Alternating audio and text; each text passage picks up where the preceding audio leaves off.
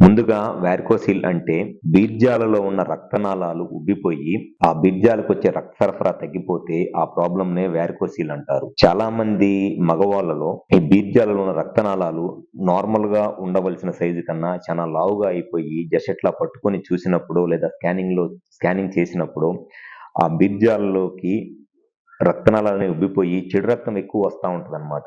Normal గా బీర్జాలకి heart నుంచి oxygen తీసుకొని ఫ్రెష్ బ్లడ్ వస్తది. ఆ ఫ్రెష్ బ్లడ్‌లో ఉన్న ఆక్సిజన్‌ను టెస్టిస్ యూజ్ చేసుకొని, ఆక్సిజన్ లేని ఇంప్యూర్ బ్లడ్‌ని వెయిన్స్ ద్వారా మళ్ళీ హార్ట్‌కి తీసుకెళ్ళిపోద్దనమాట.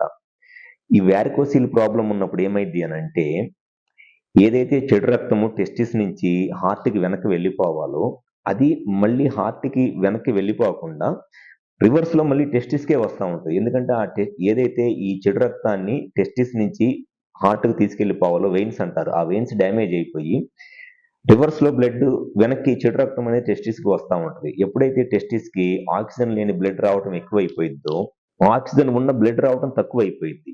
సో, దానివల్ల స్లోగా టెస్టిస్ టెంపరేచర్ పెరిగిపోయిద్దనమాట.